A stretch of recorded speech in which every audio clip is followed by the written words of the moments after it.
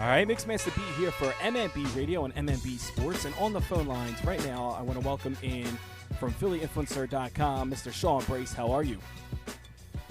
Mixmaster B, how you doing, my friend? I'm doing lovely, man. I'm doing lovely. How are you? How are you tonight on this Tuesday evening?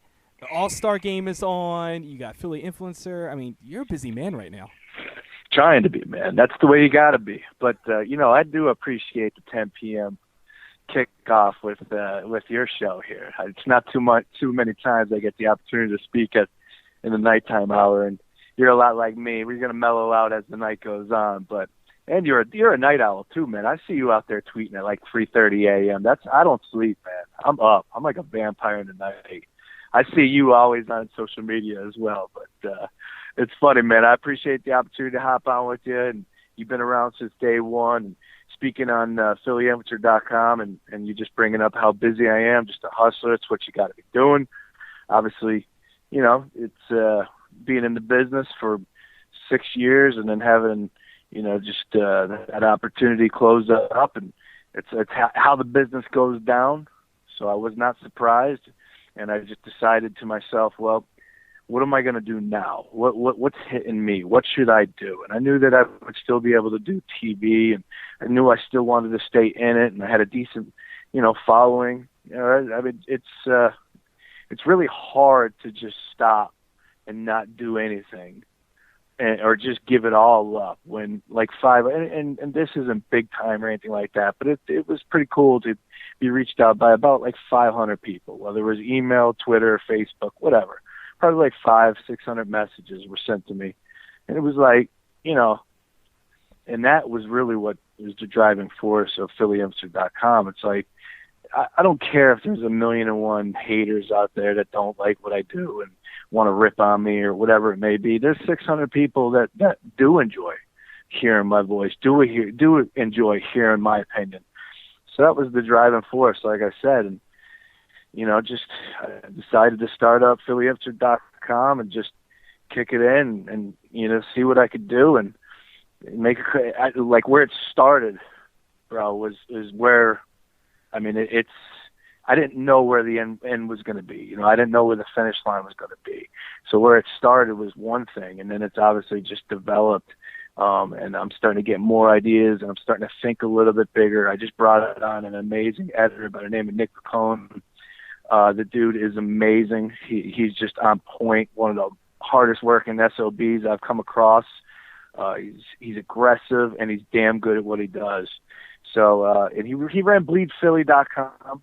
I'm just rapping here, man. You can interject anytime you want. I'm letting you do your thing. First, I want to thank you for acknowledging that I'm a night owl, and originally we were going to call MMB Radio Into the Night with Mixmaster B, but but for other reasons we decided not to go that route.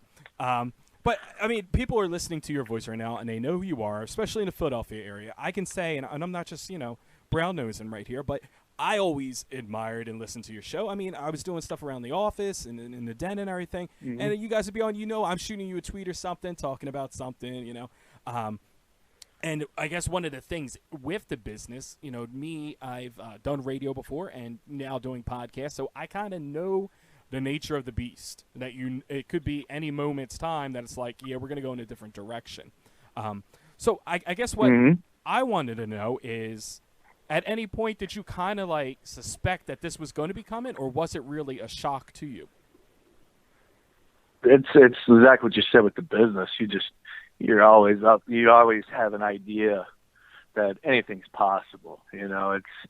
I always go back to like the Private Parts, Howard Stern movie when he walks in and it's like, yeah, we're switching formats to country, and he didn't fit in and he had to bounce. It's like, fact is they could come in and, do you speak Spanish? No? Well, we're changing up the format right now. And if your kid speaks Spanish, then you're out.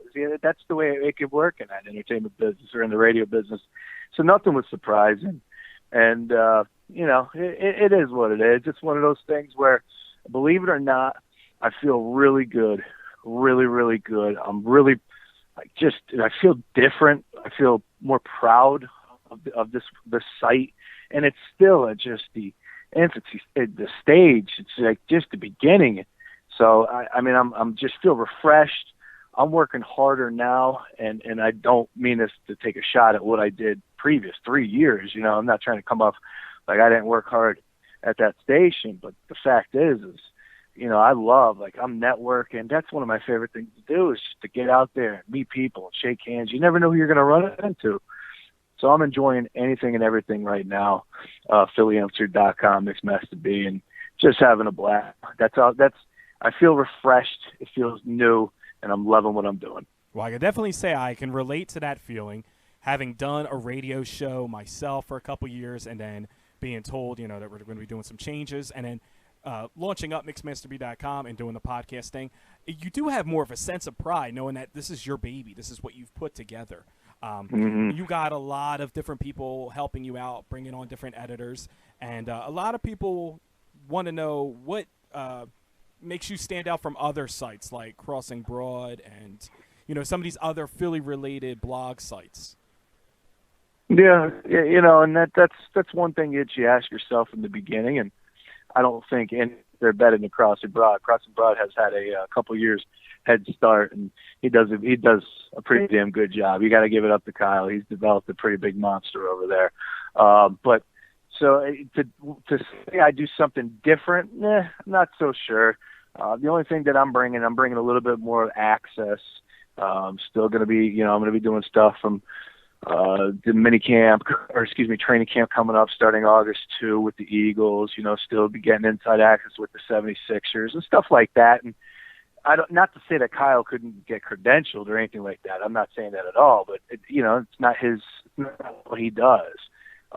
Maybe he will, you know, develop it. I think he's got another guy over there by the name of Jim Adair, I believe is his last name. I probably killed his last name, but they're both really good at it. I'm going to sit here and say I'm better than them at anything. What do I do different? I don't know. I'm not doing much anything different right now either. That's the truth. It's just still the beginning stages, still trying to figure out what works, what doesn't work. I got a decent schedule. I thought that, you know, as far as the podcasting every day during the week for upcoming Eagles season, you know, I'm used to working 7 days a week, Eagles season. You know, so I didn't want that to change. So Monday I'll be podcasting after the game, you know, Monday I'll be podcasting, you know, just talking about the game by myself solo. Tuesdays and Thursdays I'm rolling with John Barchard from Bleeding Green Nation. And Wednesday nights we're doing, hopefully a live broadcast, which is going to be a little bit of an Eagles pep rally, tailgate giveaways / live cast. Little town hall, get the crowd involved. It's what I'm good at. It's what I enjoy the most. You know, I really did enjoy doing all those things, working with the Eagles a number of years ago, and I DJ still Thursday nights. You know, and I just enjoy being in the crowd, man. And so I was able to wrap all those things up. We're going to do that on Wednesday, and I'm hoping on Friday I'll be taping a podcast. I'm trying to get Smitty from Barstool Sports involved. I'm trying to branch out to all the online guys, you know. Well, after hearing all that, I kind of feel like my schedule is light now. I thought I had a tough schedule, you know, but no, you know, and that's what I would say I do a little bit different. It's like I'm going to be more of the podcasting, more videos and stuff like that, try to give you inside access, but you know, anybody could do that too. So I don't know at the end of the day what will make me different. I just know that the quality of the product that I will be putting out will be delivering for all Philadelphia sports fans. That's all I know. So speaking about the Philadelphia sports fan, now it's been a trying time for any Philadelphia sports fan of any of the four major sports. So we want to talk a little bit about the four major sports. So I mean, who do you want to start with? I mean, it's like a carousel here, like of different things going on. So yeah, well, let's go Birds. Let's go Eagles here. We'll go Eagles. So right around the corner. Yeah, so it's a Eagles nation out here. What is going on with this whole thing with the Chip Kelly? I mean, so many people are saying that, you know, he's ruining the team, while others are saying they don't know what exactly his direction is. What is Sean Brace's stance on the Eagles right now? Nailed it with Chip. We're in Chip's world.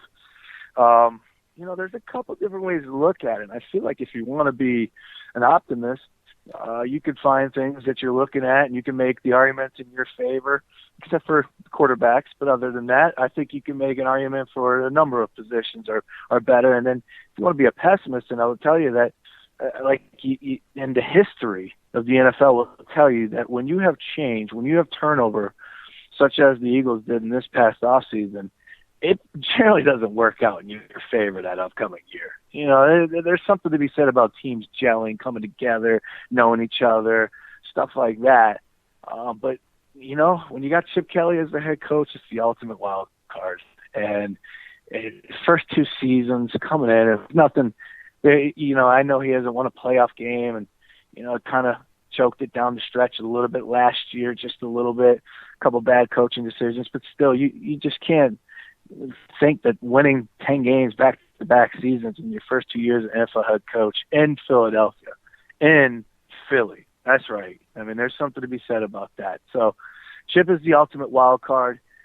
I think they're going to be good, and I'm willing to say that they're going to be good because of the defense this year. I still believe in the offense, but I just feel like how many times have the Eagles been snake bitten in the last 2 seasons where it's 3rd down and 15 and you're like, just get off the field. It's that easy. And then all of a sudden, whoever it is drops back and completes a 25-yard pass, and you're just going crazy. Well, this year, the Eagles have depth at the linebacker position so they can deal with the number of injuries if that happens. It seems like they're deep at a lot of positions except for the secondary. But the main thing I would say about the defense is there's 5 playmakers on defense this year: Byron Maxwell, Connor Barwin, Fletcher Cox, Kiko Alonso, and Michael Kendricks. Excuse me. Yeah, those are your 5. 5 guys that can make plays for you this upcoming season. And Fletcher Cox is the best out of that bunch. But don't sleep on Connor Barwin having another monster year this year. Byron Maxwell is the real deal cornerback. Kiko Alonso, if he could just return to 75% of what he showed in that rookie season. And Michael Kendricks is my favorite linebacker on the squad. And like I said about depth at the position, D'Amico Ryan's coming off the bench. Come on, that's football. Now, what is your whole feeling on the whole DeMarco Murray? Everybody's saying that he's not going to have the same season as he had last year. That history has shown that you just don't have back-to-back seasons with that many carries.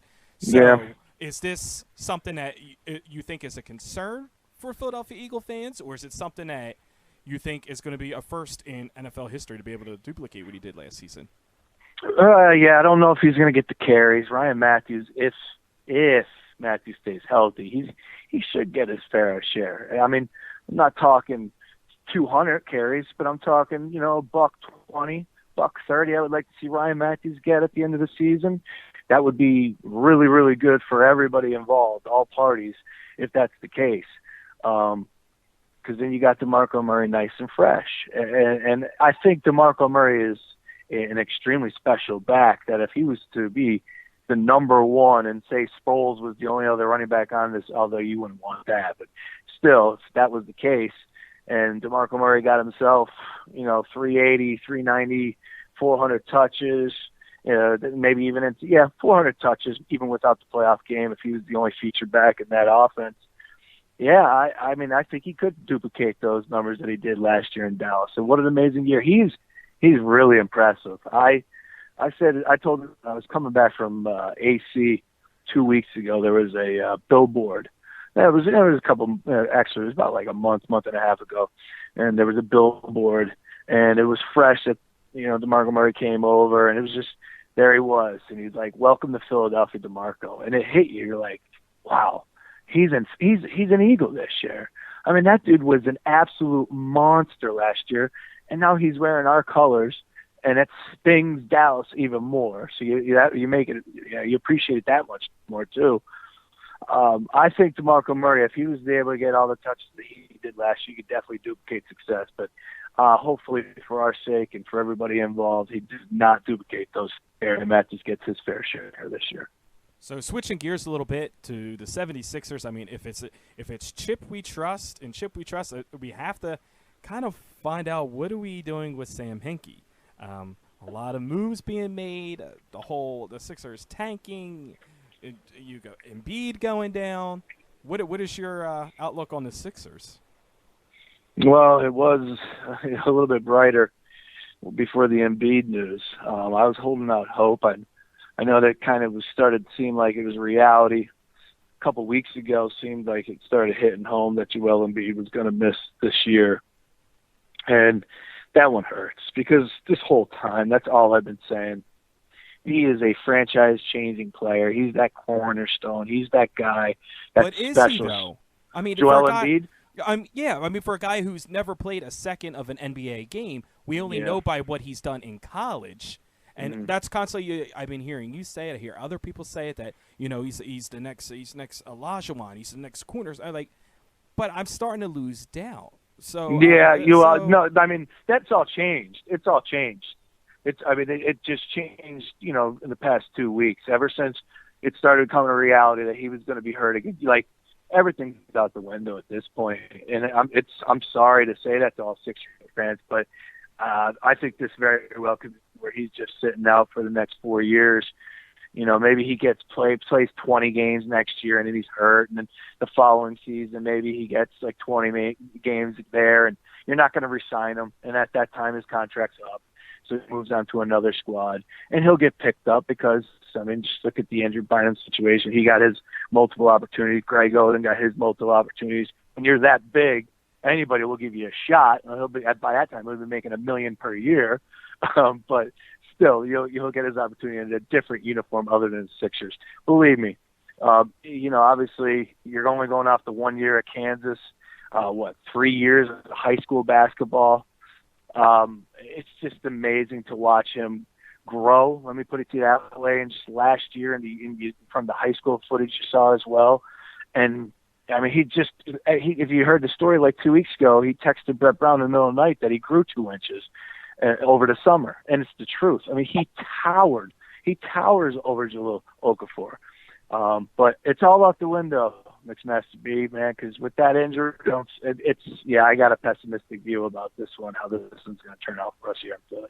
Well, it's good, though, that they did go ahead and draft Okafor. A lot of people are saying that, why did we draft another big guy? But now those people who were saying that are probably happy now, because now we actually have a center on the squad.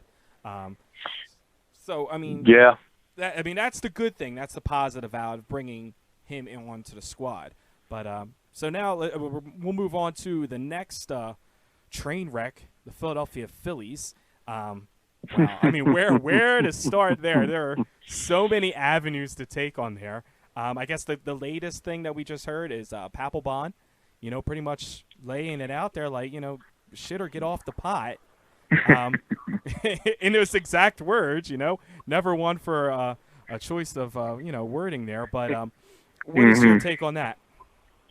Yeah, it's interesting. Well, I would tell you that Jonathan Papelbon he knows how it works, and I think he enjoys toying with Ruben, which he doesn't care what anybody's going to say. But the fact is, the trade deadline's July 31st. What's today? The 15th. Yeah. So he's got 2 more weeks, and he knows it. So he's just running his yap. And he wants to get traded too, so it's kind of a dare. He doesn't want to be here anymore. I mean, he says so. He wants to move on. He wants to get to a contender. Who blames him? And I'm not one of those guys where, he signed a contract, he should want to stay here. BS. It's professional sports. Stop it. Wave it around, put it on the table, tell me get me out of here. Jonathan Papelbon, and plus I don't want him anymore. Even though, if you look back, he's kind of held up his end of the bargain with the contract. He hasn't pitched all that bad. My confidence wasn't really there for Jonathan Papelbon. I always felt like he made things a little bit more interesting than what they should be. A couple walks, just some bad pitches, and all of a sudden you get some runners on first and second. It was an easy save, and all of a sudden now you're sweating. But he's held up his end of the bargain. But just get rid of him already, and you hope that this management and Gillick's making the decisions. It's not Ruben. It's been reported for a number of months now, so we don't have to worry about that. Gillick's in charge, and Andy McPhail's going right now as well. So that's where my sights are right now. Who's McPhail going to bring in here, and let's get Ruben out of here at the end of this season. I don't care if he stays on the team either. I just want him out of the general manager position, which it is. He's already out. So, I don't care. I mean, you could put him as a bat boy. You could put Ruben Amaro, as the director of fun and games down there. I don't care. But just get him away from the checkbook and let's get some new blood in that office. Well, there could be some expensive on-field entertainment if we did have him in front of, entertainment in games, But I guess one of the things that upsets me about the whole Ruben situation is that ultimately everybody knows Ruben's gone. So why are we just holding on at this point, allowing him to run his mouth and putting his foot in his mouth about different things like Chase Utley and, just saying things like about Ryan Howard in the beginning of this season? It's like the Philly fans are some of the most knowledgeable fans in the world, if not the most knowledgeable. Like, we don't need you to tell us what we already know. That we already know that Ryan Howard is being overpaid. That Chase Utley is on the decline. I can kind of almost respect, I guess, his honesty, but at the same time, what's the point of keeping him around only to keep, putting his foot in his mouth and then issuing apologies later? And, you wonder what type of conversations are taking place behind the scenes, but maybe Gillick's just like, all right, Ruben, this is your show for the next 2 months and have at it, and I'm not going to get in the way, and everybody knows he's on his way out, so that's why he's taking the shots. That's why I kind of felt like he took the shot at the fan in that one quote a couple months ago. I really did feel like that was like, yeah, I'm out anyway, so shove it. But the Utley stuff and just him continuing to run his yap, it's like, I don't know how else could they handle it? With Gillick, all of a sudden he become the mouthpiece? Well, then fire Ruben Amaro. And if they're not going to fire Ruben Amaro, then, you got to allow him to talk. He has to show up. He's got to be there. He doesn't have to do all these radio interviews, though. I will say that, just so you know. This is true. And I'm sure you do know. He doesn't have to do those. Come on, man. They could stiff arm you. Chip Kelly doesn't do interviews in this town. He does the one with Angelo, and that's it in the morning. But, so if Ruben Amaro does not have to pick up that phone, but whatever station wants him, it seems like he's ready to step up to the punches. I just feel like if it were me and knowing that, I'm already out the door and I'm auditioning for possibly a GM position on another team, like, I just don't know, like, if other teams are looking at this and they're saying, is this really the type of guy we want to head, our checkbook and our payroll? So I guess that's kind of like where I'm feeling with that. And then finally, the Flyers. Ron Hextall, I'm personally, I love what he's doing. I feel like he's going outside of the box, outside of what is the tradition and norm of the way Flyers do things. But what's your take on him? He has to at this point in time. Nothing that won't had any success. I would say that one Stanley Cup run, what was that, 2010? Versus, you're a Blackhawks fan, aren't you? You're a Blackhawks fan? I'm a Flyers fan first and foremost. I do. But I do root for Blackhawks Blackhawks too. 2010 was tough for me. It was really tough for me. Okay. Like Roenick, did you start crying like Jeremy? I didn't. No, I wasn't a cis pot crying. But hey, I feel the Chicago fans, pain because they were for a while there weren't able to watch Blackhawk games, and I'm like, hell, for the longest time I wasn't able to. So. Yeah. I'll tell you right now, I love Patrick Kane. I love watching Patrick Kane, and I know Flyers fans don't want to hear that, but he was just electric, for a number of years. He didn't have the best Stanley Cup. I missed a couple of games, right? He didn't have the best Stanley Cup, did he? No, he didn't. He wasn't. Yeah. He didn't score until like the last game, to the clinching game. But he's got a lot of money tied up in him, so. Yeah, and his puck handling skills are just amazing, and he's that special type player where if he's got the shot, it's a pretty good a chance of going in. And I enjoy price of admission. I always say, is that player worth the price of admission? Easily would pay whatever top dollar to see Patrick Kane play. Well, that's the thing. A lot of Flyer fans I'm hearing say that they need to go out and they need to spend the money. But the Blackhawks are a prime example right now of the whole salary cap situation, losing, Side and losing, Sharp, and now Oduya might not even be back. So they're feeling the hit now of dumping all their money in, Kane and Taze and Crawford. So let me ask you, if you spend money like that, you get 3 Stanley Cups? yeah, exactly. Sign me up. Then please go right ahead and do it. Yes. So I guess that's why Flyer fans are saying, like, we need to spend this money. We need to go out, grab these big free agents, but the problem is how do you track them when it seems like the Flyers just keep it's like they're in a time lapse. I feel like they just kind of just keep doing the same thing and putting a new twist on it, and it's like, but it's the same old thing, Yeah. It's always something with the Flyers, whether it's the defenseman. For me, it's always been the defense. But the defense has never been good. They never hold up their end of the bargain. I love watching Simmons play. I think Claude could step up a little bit more. I've always been vocal about Claude, especially in that series against the Rangers. I thought he could have done a little bit more. But the Flyer fans don't want to hear that. It seems like it's whether it's the goaltending one year, it's defenseman or the other. It's nobody's scoring the next year. It's always something. I am interested to see what the new coach, what Hackstall. I'm looking forward to seeing his type. I know nothing about the guy. I'm not really up in the college hockey game, to tell you the truth. I do know what successful programs are, and I do know what the articles have been written, obviously reading about him, but I'm looking forward to see what he does at professional level. That's a whole different monster, in my opinion. So there are definitely storylines, and we will continue to read them as Hextall builds his squad, and hopefully he can build a winner like he did out there in L.A. Speaking of L.A. and if Flyer fans and Flyers front office doesn't want to spend money, Mike Richards, I heard, is he's willing to work for a 6-pack and a couple of Vicodins. Oh, jeez, yeah, train wreck there. He's what's going on with our athletes, man. It's not good. Richards, you heard the stories about Richards having problems a number of years ago. I mean, that's going way back, and you hope that that's not the case, but. If that's what just happened, he got stopped at the border with, painkillers. And, there's a number of ways you can get addicted to those things. And especially if you're a professional athlete, you can find those pretty easy, I would imagine. So that sucks. McNabb breaks it. That hurts, man.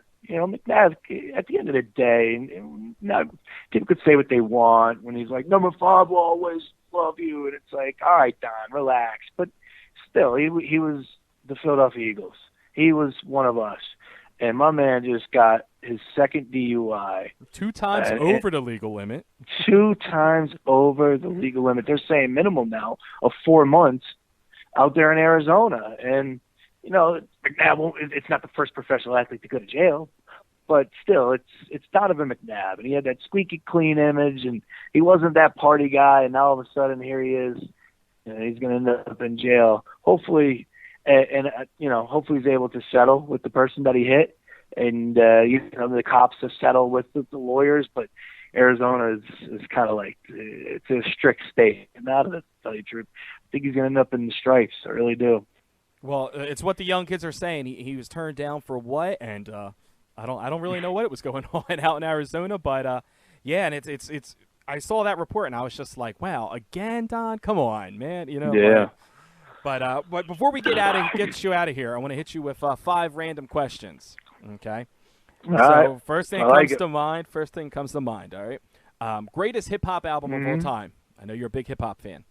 Oh man. Wow. Jay-Z Black Album. Okay. Best place to get a Philly cheesesteak.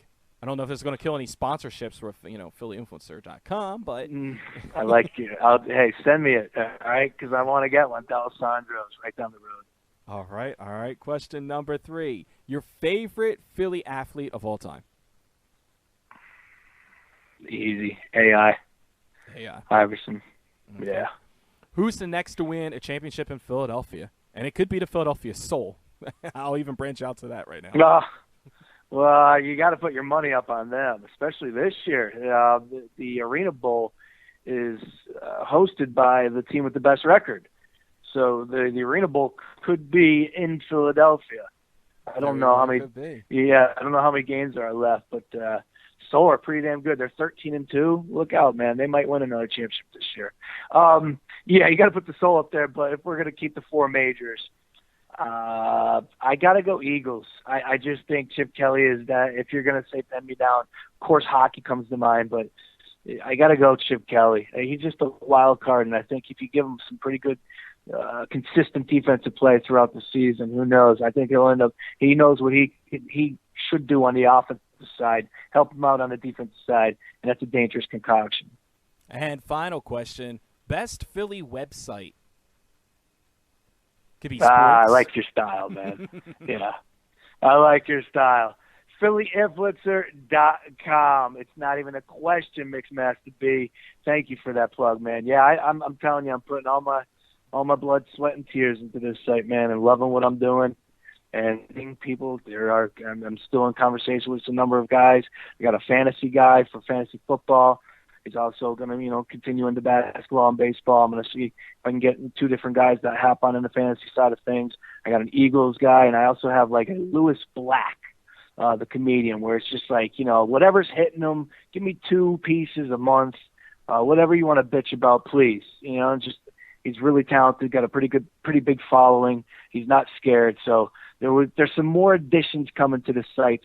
Trust me, check out PhillyInfluencer.com. You'll enjoy what you're about to see. Well, we appreciate you taking the time to talk to us a little bit and promote the site. We wish you big things with it, much success to it. Check him out on Twitter at Sean_Brace. You get all the updates. He does Periscope interviews. Guy's all over the place. I'm constantly checking his Periscope out. You know what I mean? I'm just driving around in a car, and I almost ran off the road because you had Casey McDonald on a Periscope interview one day. I almost fell the hell over. So thank you for almost getting me my own ticket there. I apologize. Yeah, take it easy, Donnie. Take it easy. But we appreciate it, man, and we hope to hear big things. And anything MixmasterB.com can do to help out Philly Influencer, check him out. He's doing some great things over there. We thank you for your time, man. Much appreciated, man. Anytime you need me, and thanks for having me on, bro. I appreciate it. Not a problem. Take care. All right. What up, what up, what up? Sean Brace, PhillyInfluencer.com, and you're listening to my man Mixmaster B on MMB Radio.